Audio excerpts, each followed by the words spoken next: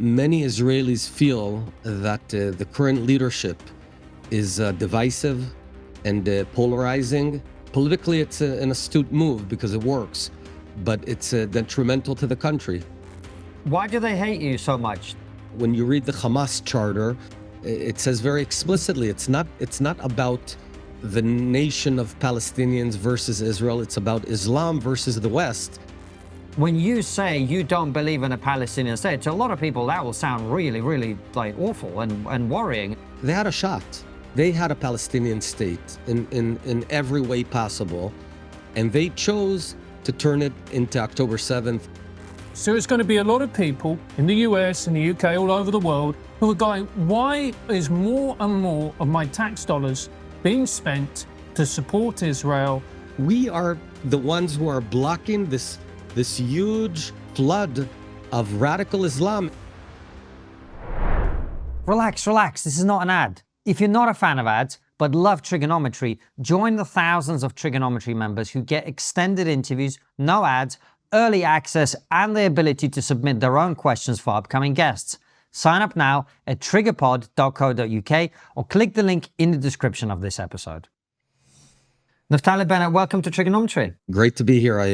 I like you guys. We appreciate that. Thank you very much. It's great to have you on. We wanted to have a very long and substantive conversation, which we will. We booked this interview a while ago.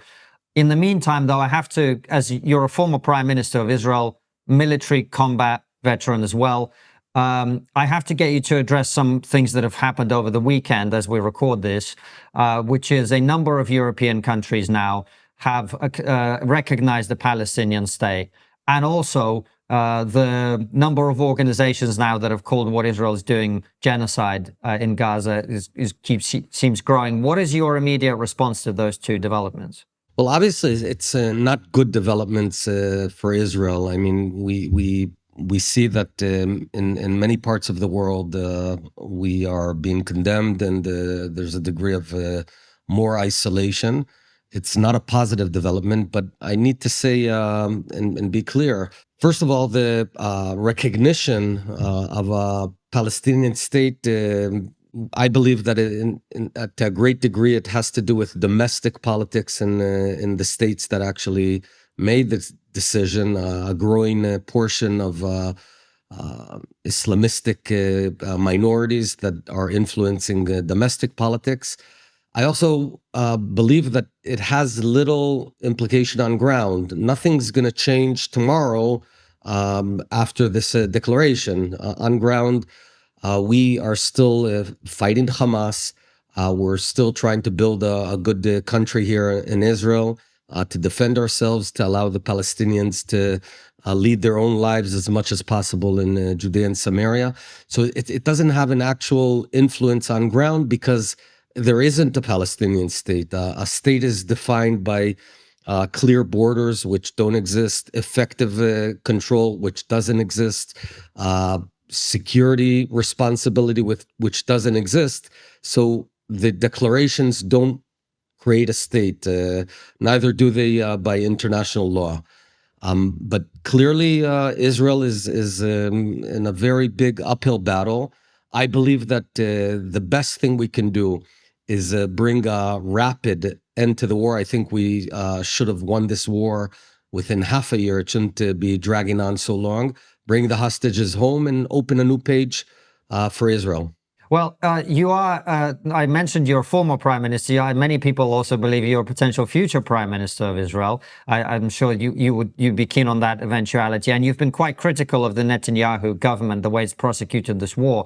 Lots of questions in what you've just talked about there. When you say this should have been won in 6 months, I mean, I think lots of people would agree with it, but how would that even been possible? Well, I think for many reasons, primarily a degree of incompetence, this has been dragged on way too long, and perhaps other considerations.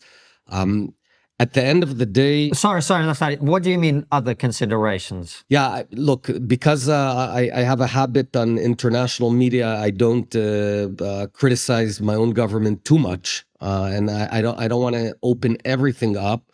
But yeah, it's no secret I'm very critical of this government. I think there's a lot of domestic politics that takes precedence sometimes on decision making, and that's not a good thing. I think there's way too many statements and words that should not have been said by ministers in this government, and in the world, people take those words seriously. We in Israel know that it's just politicking, but all of this then closes on us and ties our hands in fighting a very just war, because all Israelis agree on the justification of and the need to bring about the removal of Hamas. There's no debate within Israel, and all Israelis agree that we need to bring the hostages home long ago, and those are the two objectives of the war. So no one in Israel debates that.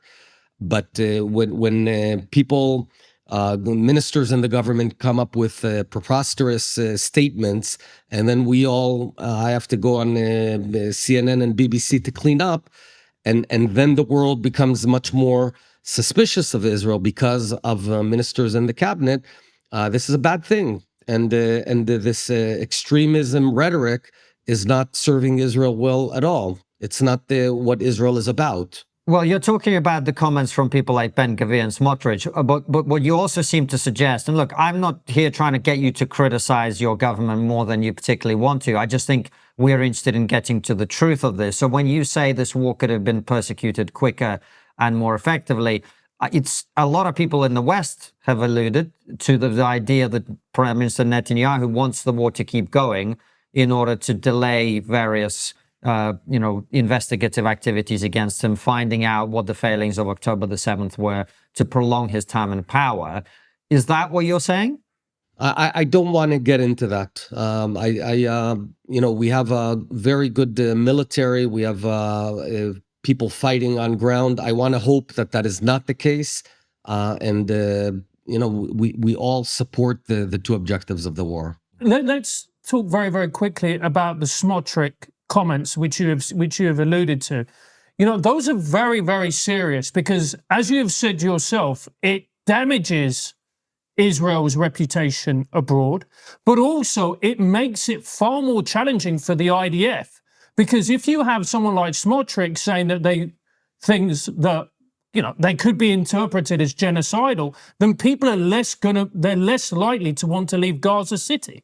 I agree. I think that words matter, and I think I want to be very clear. There is no genocidal policy of the government or of the people in Israel. The vast majority of Israelis, don't want war, but understand that war is necessary so we don't have another such horrific attack as we had on October 7th. We didn't choose October 7th to happen.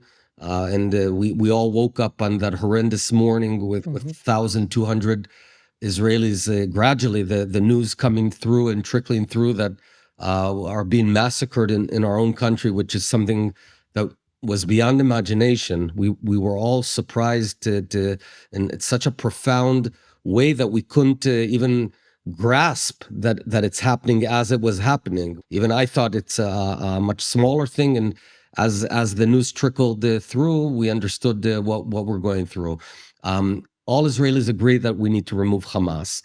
There's no secret that in Israel there's a heated debate, and there is a majority of Israelis that believe that we need new leadership.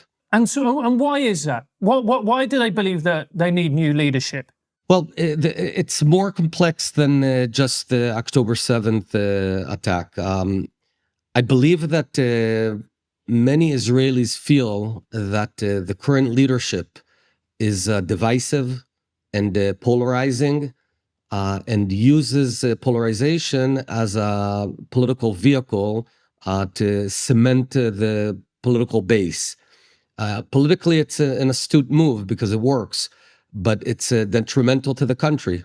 The Jewish nation, the current state of Israel is the third instance that we have a sovereign and independent, united Commonwealth of Jews in the land of Israel. We had one roughly 3,000 years ago. It went on for 80 years before it divided into two kingdoms. Then about 500 years later, we had another Jewish state, what's called the Second Temple, and it went on for 75, 76 years as a sovereign and united state. We had ministries, we had taxes. Man, we had taxes. We always have taxes. But it also split and divided because of a domestic civil war. And now it's our third instance. The Jewish state right now is in its 77th year. The Jewish people have never passed the 8th decade threshold in our state. And man, we're determined this time to keep our country for good. So Israel has two challenges, the external one versus our enemies. And, we get it. They want to annihilate us. But we also need to keep Israel united. And I think much of the reason that people are unhappy with the current leadership is they feel that on the second one, well, clearly the leadership failed on the first one with the October 7th attack. This should not have happened. The worst attack in Israel's history and in Jewish history since the Shoah, since the Holocaust. But also the second one is very vivid. And we in Israel have no luxury for civil strife. To a great degree, the year preceding the October 7th attack, year 2023, was a horrible year for Israel. Even forget about the attack. I'm talking about the judicial reform. We were on the brink of civil war. Our immune system got weakened and weakened, our national immune system. Our enemies saw that we are weakened, and bam, they attacked. I believe to a great degree that this would not have happened, or the likelihood is much lower if we were strong, cohesive, united from within. Naftali, how much of this is political? How much of this is religious? How much of this is different factions within Judaism simply not having different interpretations of the holy text, not seeing eye to eye? And how much of this is to do with left versus right in the traditional sense? That's a wonderful question. I would say that most of it is actually artificial polarization politically, because I've coined a term in Israel called the 70-70 rule. And when I became prime minister, I said that 70% of Israelis agree on 70% of the issues. And we disagree mainly on religion and state, the Palestinian conflict, and the judicial issue. But most of life is composed by living, by taking your kids to kindergarten in the morning, and having a good job, and economy, and transportation, and security, et cetera, et cetera. And the actual, what's unique in Israel compared to other countries is that the polarization is not about issues so much, because most Israelis would agree that we want a Jewish state, but we're against coercive religious laws. Almost all Israelis agree. We all want our Jewish identity, but we don't want laws that force us to do anything. Even on the judicial issue, most Israelis would agree. We want a strong judicial system, but one that allows the government to affect its policy, implement its policy. And even on the Palestinian issue, there's a lot of agreement now that even those who believe that one day there ought to be a Palestinian state, most Israelis today believe that certainly in the near future, it's not in the cards. I'm against the Palestinian state. So the interesting part is there's no real debate on the issues, and it's very artificial, and it's about identity politics. It's a lot about identity politics. And the irony is that identity politics, for example, in the United States, it belongs to the ultra woke left portion, whereas here, in some cases, it's actually the part of the so-called right-wing portion using identity politics. I think it's nonsense. I believe that we should be fighting this identity politics. It's not real. It's superficial, but it's tough because polarization is a potent weapon. It works. You can stir people's feelings up very quickly. Well, we wouldn't know anything about that here in the West, in the rest of the West, Naftali.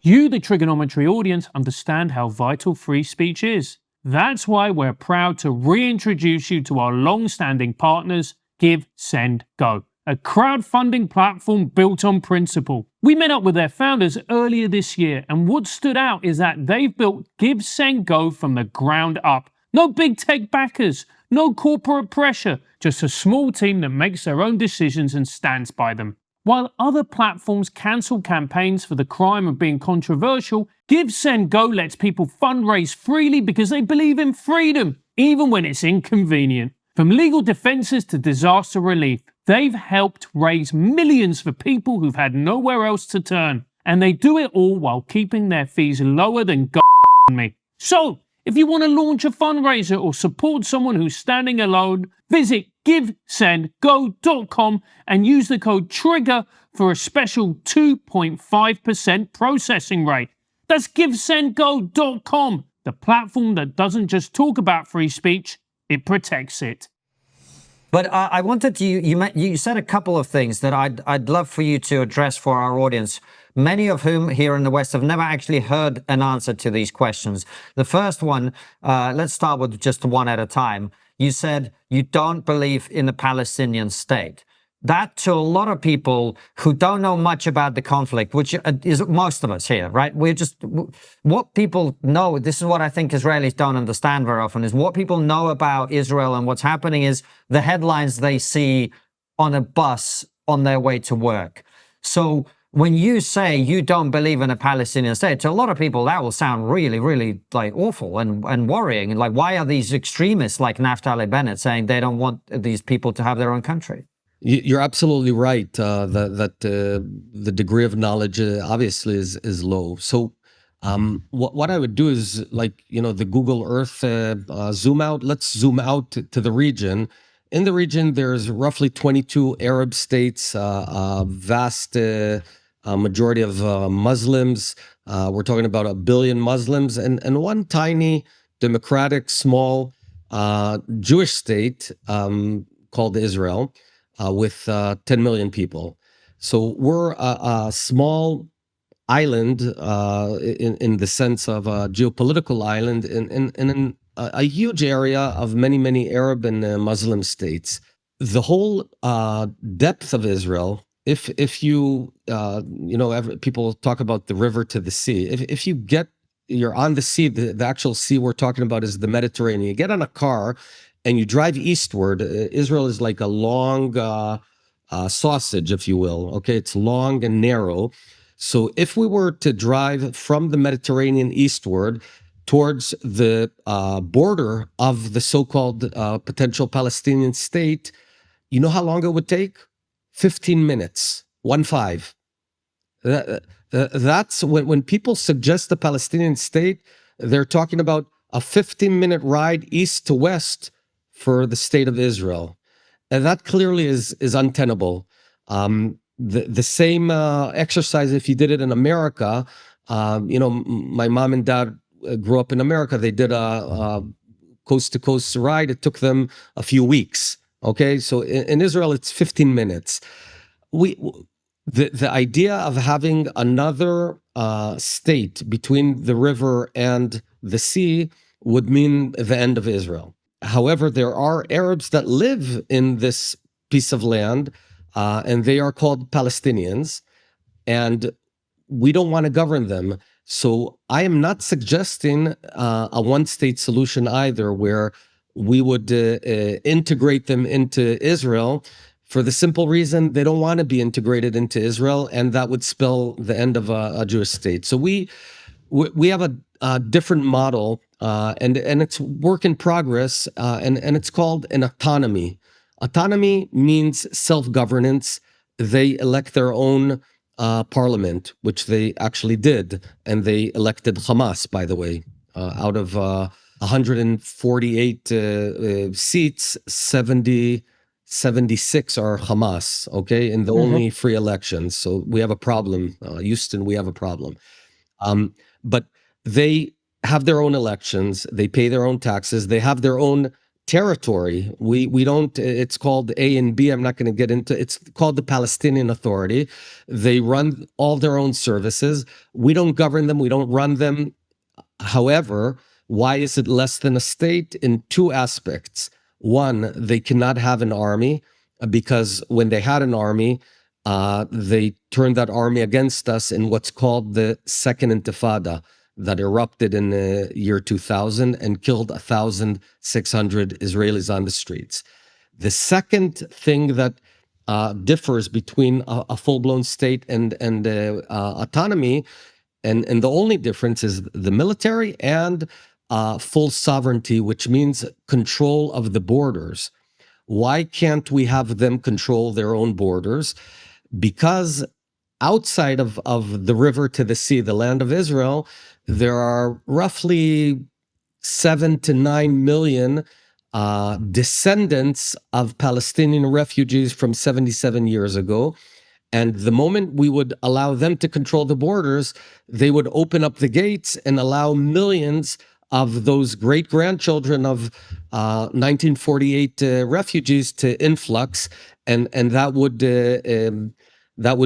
totally change the demography between the river and the sea, and ultimately spell an end to Israel. So everything but those two elements, we don't want to govern them. I'm talking about mainstream Israel. I'm talking about 70-80% of Israelis want that separation. They govern themselves. We govern ourselves. They live in their areas. We live in our areas. But they can't have an army, and they can't flood us with grandchildren of 1948 refugees. Second question, again, if I'm a working person, 9 to 5, I get on a bus, I see yet another organization that said Israel is committing genocide in Gaza. Even Naftali Bennett, who doesn't support the quote-unquote extremist right-wing Benjamin Netanyahu government, moderate Naftali Bennett, even he's saying it's not a genocide, yet all these international organizations are condemning Israel. How are you sitting here and denying genocide? Well, when you actually unpack those organizations, one of them, the main one that talked about genocide, turned out to be a scam. It had an open registration for anyone. You could register, I believe, for $200. So you had people, one guy called himself Hitler and registered and had a right to vote. So this is, you could register as Popeye, and it turned out that most of the registrars were from Iraq, something really weird. And then they come out with this report, and the whole world quotes it, and then quietly, after the damage has been done, yeah, it's a sham.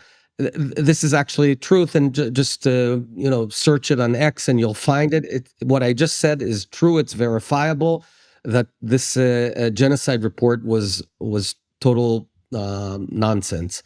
Then you move on, and when you actually look at the details, so there's roughly 2 million Palestinians living in Gaza. We're waging a war, and it's a tough war because at its fundamental, it's the first time in world history, to the best of my knowledge, that a terror organization has totally integrated itself within the population. By the way, willingly. Most of the population supports Hamas, wildly supports the October 7th massacre. Yet, that doesn't give us or anyone the right to deliberately kill civilians, which we don't do. We never deliberately kill civilians. So here's the deal. Hamas turned Gaza, almost every home, into a weapon depot or a military base. And, I served many years as a company commander in a commando unit where we did search and destroy missions. I'll tell you what a home like this looks like. You come in, you've got a kitchen, living room, parents' room, children's room, and a rocket room. Literally a rocket room where you see you have a rocket launcher with a movable ceiling. So if you have a rocket room in your home is no longer a home, it's a terror base. Now multiply that by 300, 400,000 homes. That's what Gaza is. That's what we're facing. So what do? Do we just go bomb all those homes? Probably we should have, but we actually take further steps, even though the people who host those things in their homes did it knowingly. So according to international law, we don't have to protect them, yet we do. We send pamphlets. We send millions, tens of millions of text messages. And I don't believe there's a precedent for what we do in the annals of military history. And we tell them, evacuate this building, which has become a terror base, because in 2 hours we're going to bomb it. That's how we operate. Now, that's the reason that to this moment, the ratio between terrorists who've been killed and civilians is roughly 1 to 1.5. There's, I believe, roughly 63,000 people who have died in Gaza, of which 10,000 are natural, 23,000 are terrorists. So 53 minus 23 is 23 to 30. It's a very low ratio of terrorists to civilians. And that is exactly opposite of genocide. Genocide is a deliberate intent to kill, to murder a population or part of a population based on its ethnicity. There's none of this. None of this exists. We're in a tough war. As I said, I believe we should have done it all more quickly, but that's an issue of competence. But I definitely stand behind the idea. If there's no genocide here, if we wanted genocide, we could do it much more efficiently. I would say that we would be considered very incompetent at that. Having said all of this, every child and every civilian that dies is a tragedy. And that tragedy is the responsibility of Hamas, who turned all of Gaza into a terror base. And this is what I was going to ask you, because for a lot of people who are living here in Britain, in America, elsewhere, in the Anglosphere particularly, who are most of our audience, like if you said to me, Konstantin, you know, that you believe in fighting a particular cause, why don't we put some rockets in your spare bedroom? I probably say no to that, I'm going to guess, right? And I'm wondering, to what extent are people doing that in Gaza because they care about this and they support Hamas to that extent? And to what extent these are actually probably somewhat innocent people who have no choice, because if they say no, they're going to get killed by Hamas? Well, first of all, that's the reason that even in the event that we find a home, or we know a home has turned into a terror base, we still notify and evacuate them, which means we're killing less terrorists than we could have. But that's a wonderful question. I don't have a perfect answer. You're asking, is the population voluntarily part of this, or is it being forced on them? I can give you a couple of data points, though, that indicate, unfortunately, that it's more on the side of knowing and willing participation. The first is the fact that October 7th, what actually happened, there were 3 waves of terrorists. The first was really the commando terrorists of Hamas called Nukhbot. But then the second and third waves that happened within hours were just regular civilians of Gaza who saw an opportunity to go in, loot, murder, and they did it. And this was fairly widespread. I'm talking about thousands and thousands of these people. Secondly, unlike the Holocaust, for example, where there were non-Jews who saved the lives, righteous Gentiles, we call them, in every country, in Germany, in Poland, even whilst the majority of Germans and Polish people were anti-Semitic and participated in the Shoah and the Holocaust, there was always in every country a fairly small minority that protected the Jews and saved lives and hid them within their homes. In Gaza, there's not one case during October 7th or subsequently of one righteous Gentile, one Palestinian who said, you know what, stop, don't rape the Jews, don't murder them. The third is polls. The polls that we saw, every poll I've seen, certainly in the early days after October 7th, showed widespread support of the October 7th massacre. And finally, the most important poll of them all is the elections themselves. Though this happened about 15 years ago, in the open elections, as I've suggested, the vast majority of the Palestinians voted for Hamas. Actually, now I recall the number, out of 132 seats, 76 are Hamas. So that's an absolute majority. So all these. So why do they hate you so much, Naftali? Because a lot of people, again, if I'm just watching TV, going to work, I'm thinking, well, if these people hate you this much, what have you done? And that's where the conversation about occupation and displacement and all this other. Why do they hate you so much? That's a fair point, fair question. There's the broad Arab-Israeli conflict, which, if you want, we'll dive into it briefly.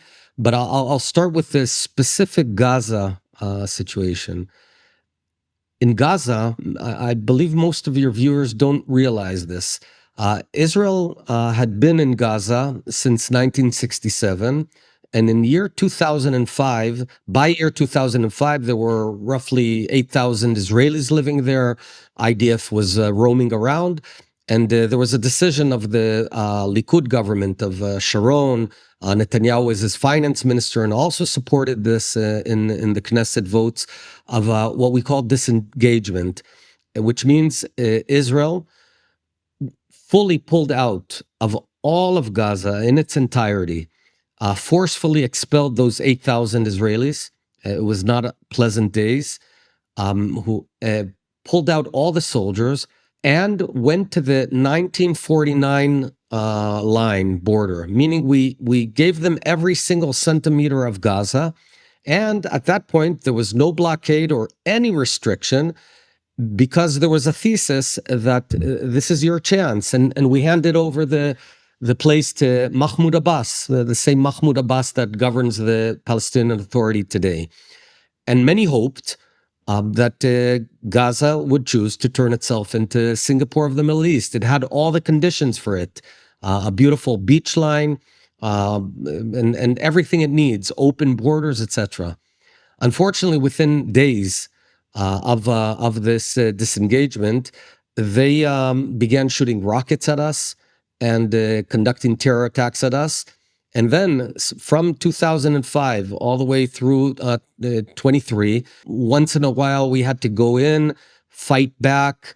We had to start controlling what goes into Gaza, which clearly we didn't do a good job of, because they built massive terror tunnels in a whole army. And the friction grew. But basically what I'm saying in very simple English, they had a shot.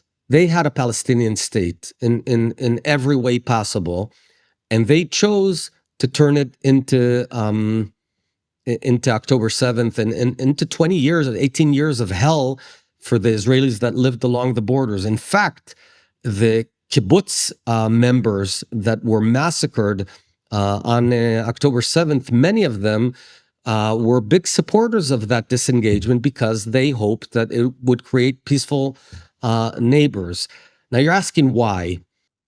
I think radical Islam has the Islamistic ideology is one that is broader than a national ideology, and it's one of Sharia law, of having a Muslim empire again, like they had roughly 1,400 years ago, 1,300 years ago. My understanding, when you read the Hamas charter, it says very explicitly it's not about the nation of Palestinians versus Israel. It's about Islam versus the West, and Israel is just stuck there from their perspective. So I believe there's a lot of religious factor here, and many believed, and I also tried to proceed down the let's make their economy better and their lives better. And Gaza was actually on a very positive trajectory. I had been letting more Gaza workers into Israel. Netanyahu subsequently allowed even more Gaza workers to enter Israel to get good jobs. And I guess we all hope that this would decrease the motivation, but religious motivation is turns out to be divorced from religious ideology. You know, Bin Laden was a multimillionaire, so the notion that if you improve the livelihood of people, by definition, it'll decrease terror. It's not 100% correct in some cases. All right, people, it's trivia time. Financial trivia, to be exact. Do you know what retirement asset grew the most in the first 6 months of President Trump's second term? Many of you probably guessed the stock market was the best, since what's backing the most retirement accounts in America today is that. But from January the 21st through July 21st, the Dow Jones grew less than 1%. What about Bitcoin? President Trump loves Bitcoin, so it must have performed well, right? Well, it did. It grew nearly 15%, an impressive 6-month investment. But it's not the number one. The heavyweight champion was, wait for it, gold and silver. Gold and silver are considered to be safe haven investments, so many of you will be surprised to learn they both grew by a whopping 25% in President Trump's first 6 months. 25% in 6 months. Not bad for safe haven investments. Our partners, Augusta Precious Metals, specializes in helping Americans move wealth and retirement into self-directed IRAs backed by physical precious metals like gold and silver. They are consistently scored as the most trusted gold IRA company by major financial publications, and they enjoy an A+ rating with the Better Business Bureau. In a world where governments print money and rack up debt like it's going out of fashion, I like assets you can hold in your hand. That's why I've always taken steps to secure my family's future with gold. If you have over $100,000 in your current IRA, 401k, or other retirement account, visit TRIGGERgold.com, that's TRIGGERgold.com, to learn how Augusta Precious Metals can become your lifelong self-directed IRA partner. Naftali, you must be incredibly concerned that the longer this war drags on, we're talking about radicalization, the more radicalized the population of Gaza become, but also as well, the more anti-Semitism spreads across the world. That is a very real concern for Jews living in the UK, for living in America, and all over the globe, quite frankly. It is. I'll unpack. You mentioned two things. The radicalization in Gaza, I'd actually say October 7th, as I said, happened actually when conditions in Gaza were getting much, much better. You know, they had shopping malls there, they had the theaters, they had the hotels. Gaza was on a fairly good trajectory economically. So I divorced the radicalization from this, but I am cognizant that when you see buildings blow up, you don't become a big friend to Israel. To deal with that, and if you want to talk about the future of Gaza, ultimately, we don't want to I don't want to govern Gaza. I don't want to occupy Gaza. We just need our security, but we do need to ensure something we didn't do in the past, which is to stop the brain poisoning of the younger generation, both in Judea and Samaria, the PA, and in Gaza. When you are taught from age 0 that the Jews are the Satan and need to be killed, lo and behold, when you're 20 years old or 17 years old, you'll go into a kibbutz and sever heads of people. So that's in terms of Gaza. Your broader question of anti-Semitism, yeah. I'll tell you something. I spent part of my life in the United States as a child, a few years, and later on running my high-tech company. And whenever the anti-Semitism organizations like ADL would always talk about anti-Semitism, I have to admit I thought it was a bit inflated. Because I hadn't, myself or my friends had not incurred, you don't walk around New Jersey or Houston or Omaha, Nebraska and feel anti-Semitism. So, it was a thing, and here and there on the fringes, it's changed. It's changed, and I cannot believe what I'm seeing. day in, day out, I obviously we can attribute the spread, the rapid spread to social networks, which is simply a tool that didn't exist.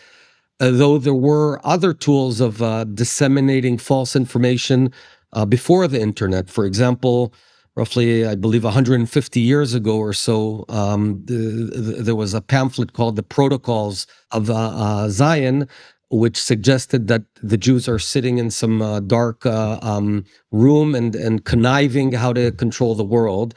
And it spread fairly well even without Facebook. But now, with the social media, the latest things that every day it hits you, like mainstream people in America will suggest that Israel stands behind the murder of Charlie Kirk. Mainstream people will suggest that Jeffrey Epstein was a Mossad agent. In fact, when I saw this happening, the Mossad reported to me. In Israel, the Mossad and Shin Bet report directly to the prime minister, whereas the IDF reports to the entire government. So I said, I know this is not true.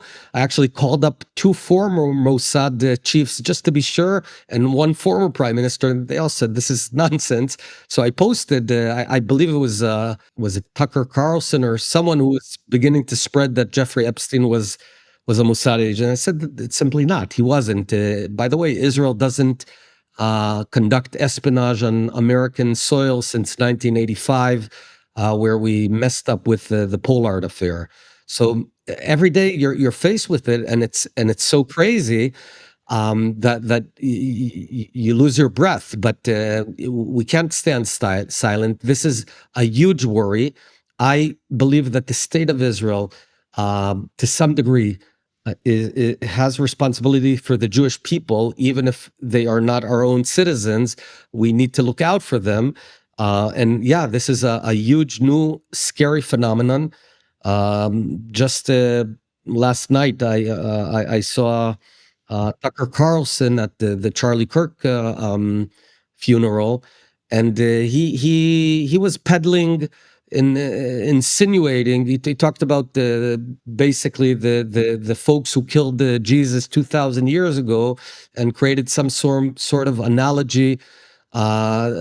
So he plays a very thin line. So you said, I didn't talk about the Israelis, I didn't talk about the Jews, but you did. You actually did, and you meant exactly what I understood you meant. Is you were sending the dog whistle. This is really bad stuff, and we have to call it out for what it is. And it actually reminds me of my favorite story ever.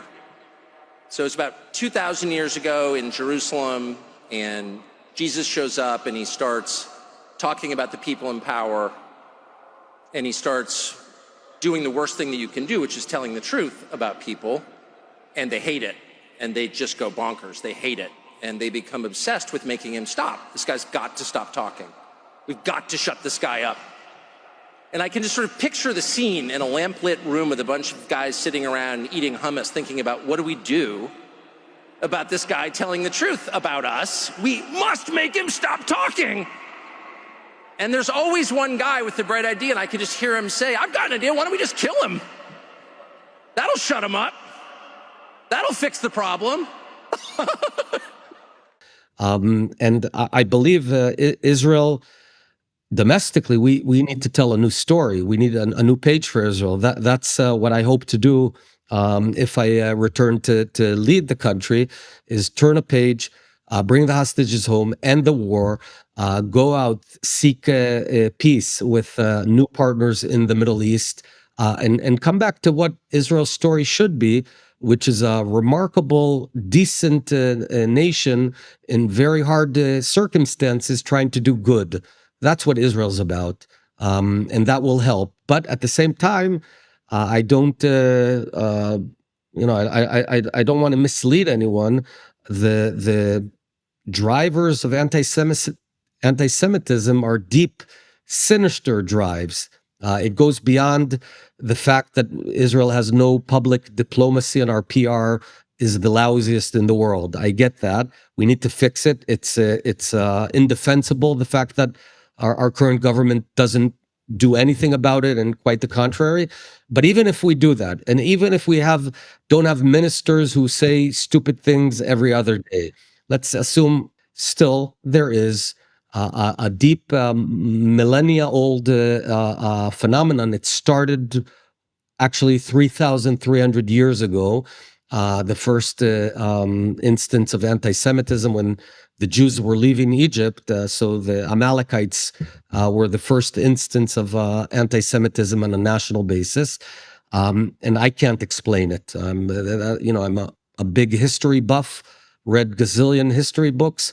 I can't fully understand the rationale of anti-Semitism because when we succeed, we're blamed for being successful. When we're poor, we're blamed for being a burden on society.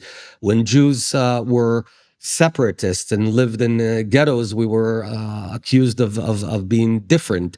And then in the 19th century, especially in Germany and Western Europe, when Jews assimilated, they were blamed for trying to corrupt society. So it's basically whatever Jews do, we're blamed. All I can say is I'm happy I have my own Jewish state now, where even if lies happen, at least we can defend ourselves.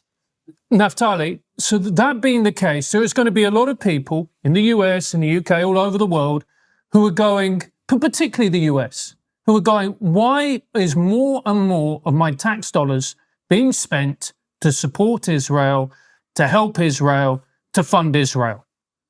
And the question is, why is Israel so important to America, to the UK, and to the West in general? That's a very important question. The short answer is the Middle East is the most explosive and tumultuous region on earth. And the notion, let's say there wasn't an Israel. No Israel, doesn't exist. September 11th would still happen. And Osama bin Laden will sit in some cave in Afghanistan, or the next Osama bin Laden in somewhere in Gaza or in Ramallah or in Nablus. And we'll come after the West because it's a deep-rooted ideology that says that ultimately Islam and Sharia law should control the world. It's the idea of Islamic State. It's well-rooted. Any territory that Islam has conquered is called holy or waqf in Arabic. So what would America then need to do?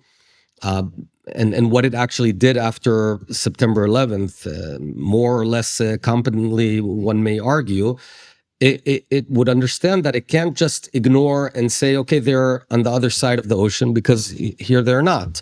And they come to London, and they come to Madrid, and they come to the Twin Towers and to the Pentagon. So what you would do is you would try and set up bases in the Middle East. And then those bases would have to be defended and protected. And then in order to protect them, you'd need sort of a host of bases all across the Middle East, talking about millions of soldiers. And then one would perhaps suggest, you know what? What if instead of all of this, we have one big base? We don't have to send our soldiers. The base is called Israel. The Israelis have their own soldiers, their own military.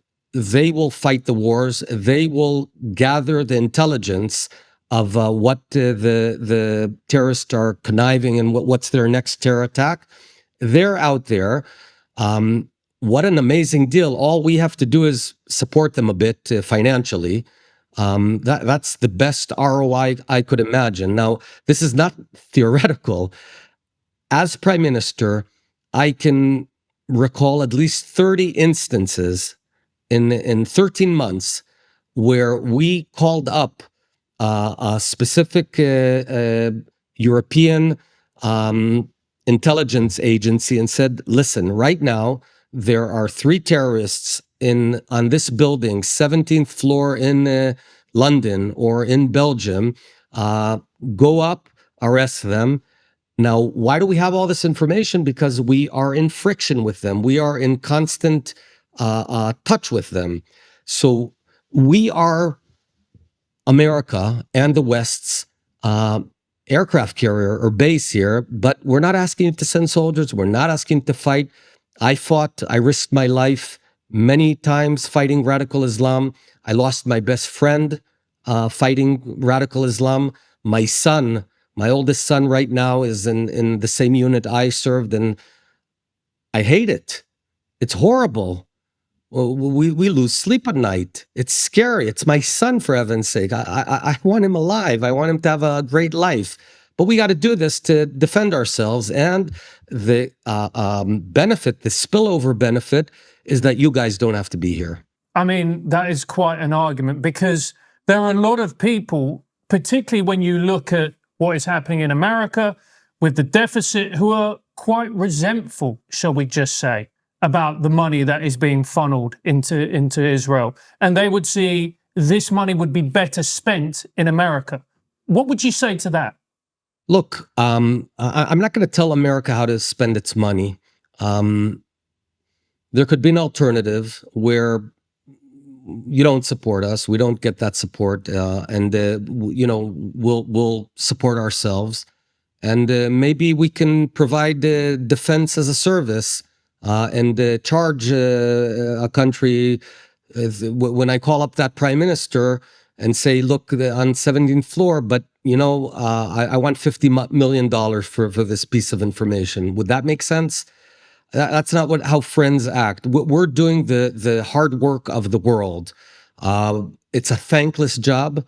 We keep on being blamed for everything while we are the ones who are blocking this huge flood of radical Islam. And it happened before. Islam conquered all the way to Spain, right? All of North Africa and all the way to Andalus. And that is still their dream. Today, there's much more advanced technologies. If we didn't stop Iran from acquiring nuclear weapons, do you actually, if Israel didn't exist, do you think Iran would just keep it?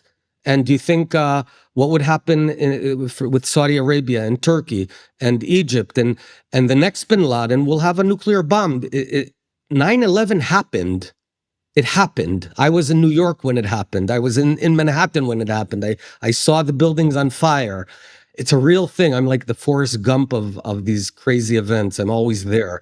And just imagine, it is extremely easy if you allow the cancerous tumor of radical Islamist terrorism to grow and you don't handle it, it'll blow up on you.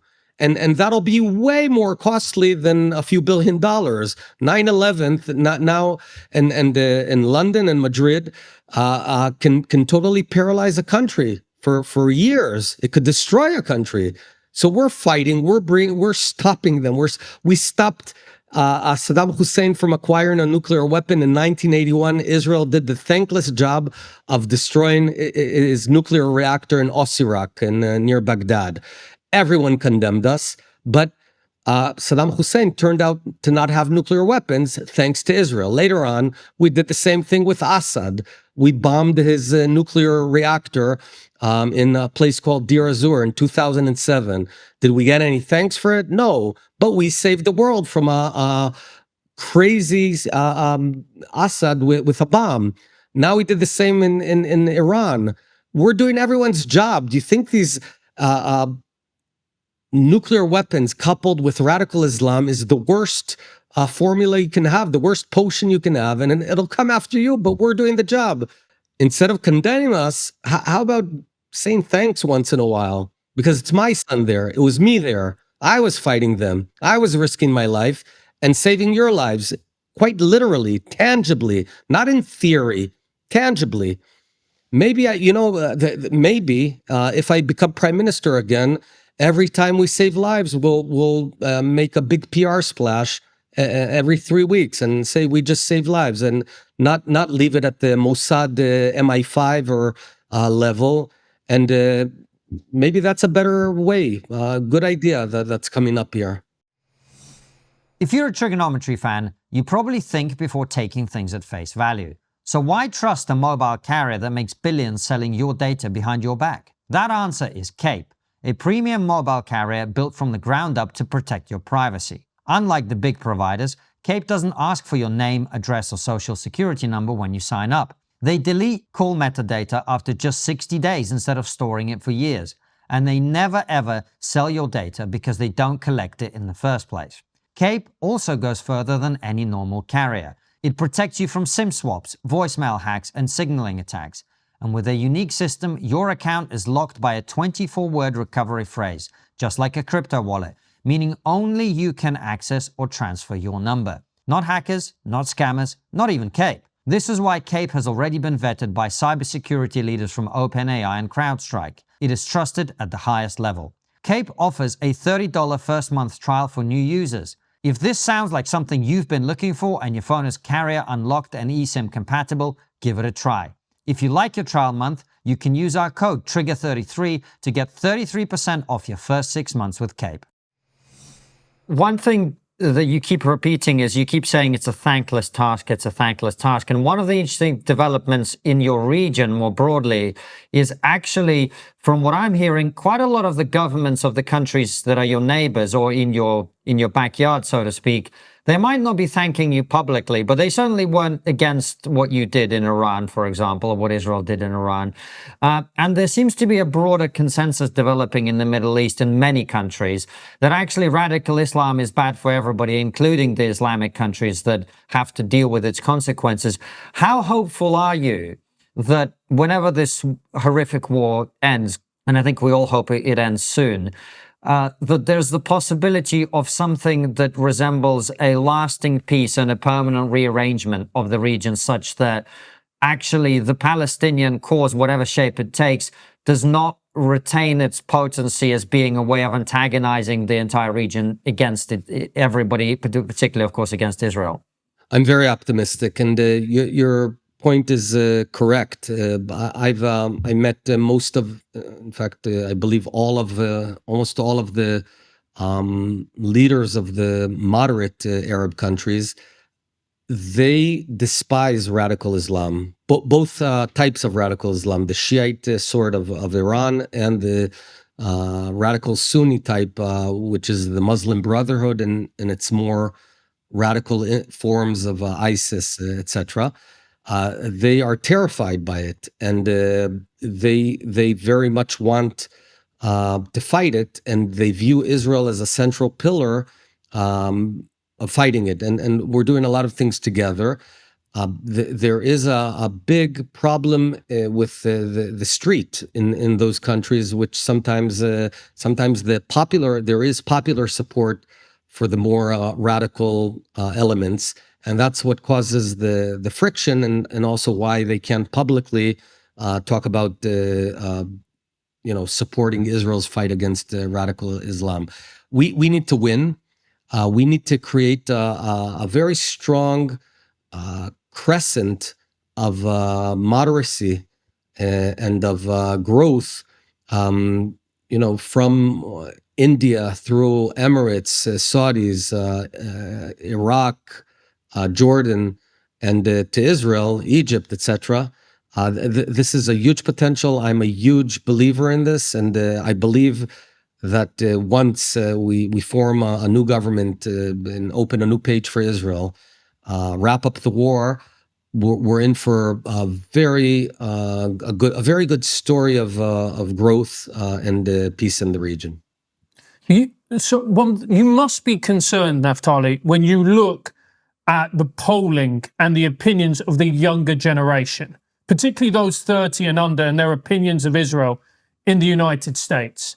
Because, I mean, to put it mildly, they're not especially favorable, shall we just say. And you can just say, well, look, it's, young people being young people, kids being kids, blah, blah, blah.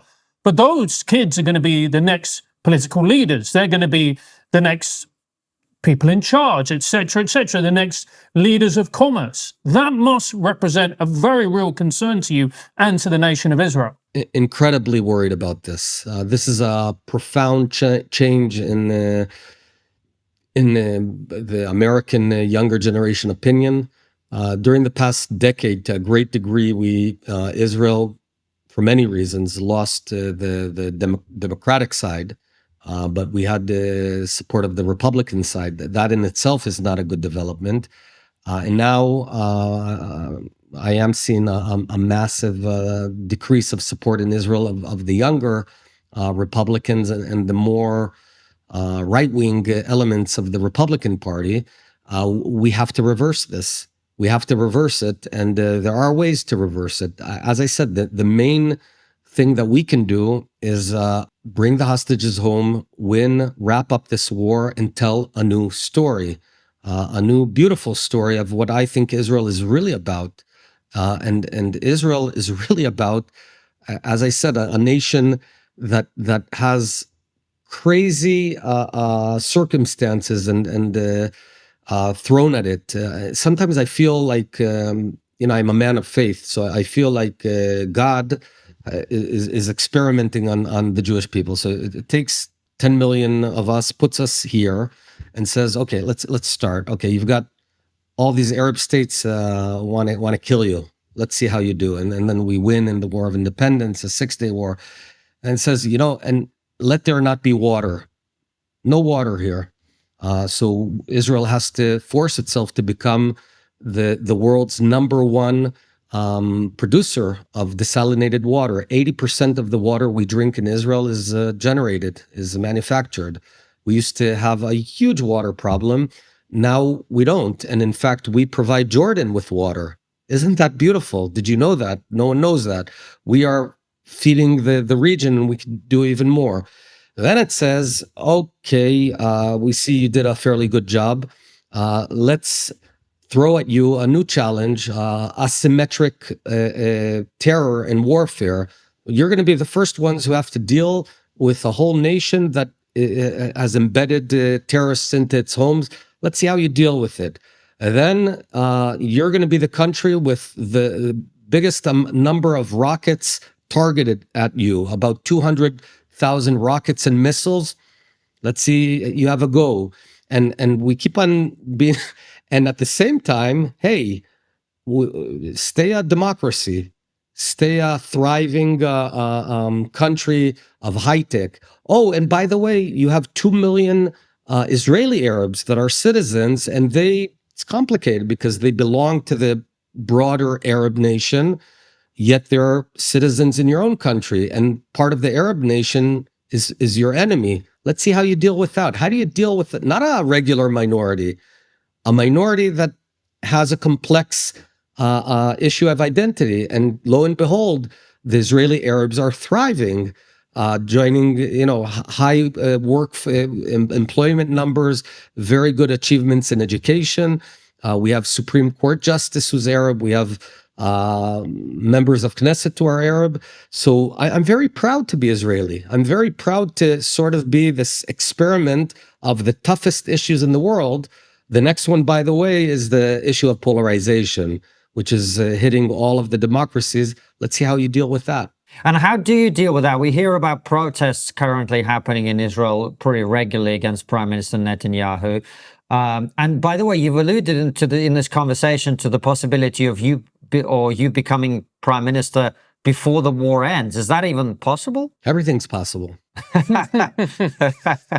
So how would that come about?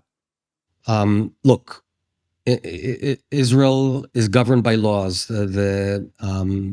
There's 4 years between election and election, unless the elections are advanced in the Knesset. According to schedule, the next elections are a year from now. More likely they'll be about 7 to 8 months from now. And how would it come about is we'd run and win. Well, it's certainly going to be a very interesting time. I very much hope that the war ends way before that election, 7 or 8 months from now, as I'm sure. Me too. And speaking of the hostages, we haven't spoken about them.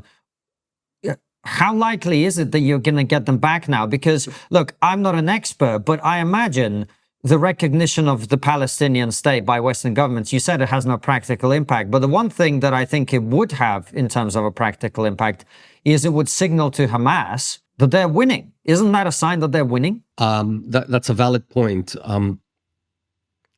We're negotiating with Hamas.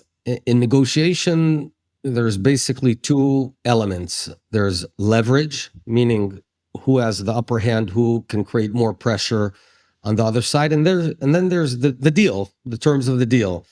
And so I would say Hamas's leverage can go up and then ebb. So it has ups and downs.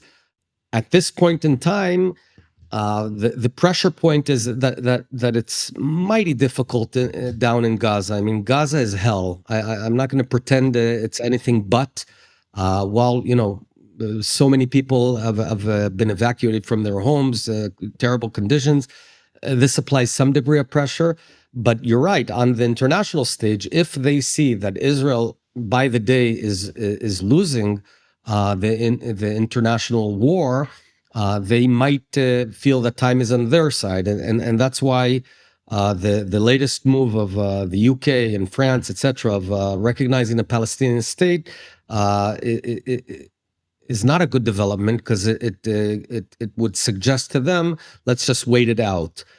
So no, I cannot say whether a deal can be achieved. I'm not in the negotiation room. I don't have the latest data. I think that there are ways to create leverage and then seal a deal. Which are what? I'm not going to get into it, because I might become prime minister, and I don't want to share how I would go about it. But basically, apply pressure, create the conditions, and then take the deal when it's possible, the right deal, not any deal. Well, what I don't understand is, and obviously I understand your reluctance to get into the details, is what pressure Israel can apply, because Hamas is perfectly happy to have its civilians killed by Israel. In fact, it seems to be its strategy. So going harder, bombing them harder, killing more of their leaders, none of that seems to work.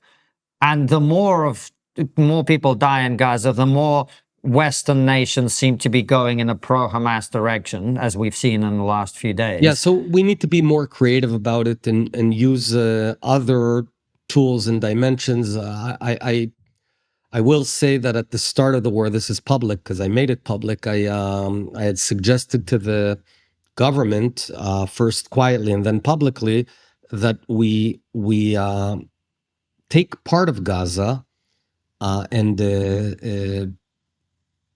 say and announce that part is a war zone and the rest is an open zone, and then apply a full siege on that particular part while screening the population that leaves. So you basically can collect the terrorists and you can divide the terrorists from the full population. So I would take a few other creative dimensions that are not happening right now. I fairly agree with your analysis here, that more of the same will only result in more of the same results. That makes sense. It's great talking to you. We have a lot of questions from our supporters that we're going to ask you on our Substack portion. But of course, before we do, we always end with the same question. Before Naftali answers the final question at the end of the interview, make sure to click the link in the description. Go to triggerpod.co.uk to hear him answer these questions. It is clear that Hamas cannot win this war, that is to eliminate the state of Israel, which of course is their objective. But how can they lose the war? How can they be forced to capitulate? UNRWA, in charge of Palestinians' education, has radicalized generation of Palestinians. How can this be remedied? Should Israel take over the responsibility for educating Palestinians, or could we have the Saudis do it? Would it be better or feasible for Israel to publicly push for Arab states to take responsibility for Gaza, as opposed to continuously losing its soldiers with little possible gain? What's the one thing that we're not talking about that we really should be? My vision for Israel and what Israel can be within a fairly short time frame. And this is the new page of Israel. Look, my vision for Israel within a few years is to form a national unity government, which is a diverse government. It's a bipartisan government that does not exist in America, neither, I believe, in the UK, beyond World War II, where there was one, where I would bring left and right parties together, religious and secular parties together, and unite Israel. bring back a competent and decent government of hardworking people, and then rebuild our strength. We have to be very strong, no doubt about it, but not only work through that, send out our efforts of peace to the region, to the Saudis, to Indonesia, to other locations, bring back home and bring to Israel a massive magnet of brains. We have a very high proportion of Nobel Prize winners here in Israel because we have amazing science and technology. So I would bring them all back from the Valley, or most of them from the Valley or from the United States. Some of them left over the past few years, and make Israel sort of a capital of high tech, showing the world how a beautiful country can work while progressing all our populations. We have the ultra-Orthodox population in Israel called the Haredi population. For some quirk of history, they are exempt from serving in the military and from working. So stop that. Bring them into the Israeli talent pool, and then begin. Once we secure Israel and rebuild its economy, then we can approach what I think Israel's real mission is in this day and age, to be a problem solver of some of the world's biggest problems. Talking about quantum technology, I'm on a board of a company in the quantum space and AI, but not only the technological components of it, but also the ethical components, meaning what does the future spell for human beings in an era of AI? What is our meaning? If they can do all the work for us, what do you need people for? How do you build a younger generation that is robust and strong amid the influx of information? So we have a mix of ancient and advanced technologies. We have a startup in Israel, a Jewish startup that deals with the addiction to phones. It's called Shabbat. It's called the Sabbath. It was developed roughly 3,200 years ago. It's a very weird notion that at Friday at about 5 p.m. you turn it off, you put it aside, and you spend 25 hours with your family. You actually talk to your children. You listen to them. Very unique ideas. So these are the sort of things I would want to grapple with. But there's a Maslow pyramid. First, we need to win. We need to bring home the hostages, secure Israel, replace the government, rebuild Israel, fix the international standing because it's a disaster now, and then retell the real story of what the Jewish state ought to be. It's great talking to you. We'll take you through to Substack with our audience who have a ton of questions. Thanks for being here. Follow us over where we ask Naftali Bennett your questions. Your party, Yamina, as well as you, had a very similar rhetoric to that of Smotrich. What are your views on Smotrich and Ben-Gvir's statements, and are you in agreement with their views?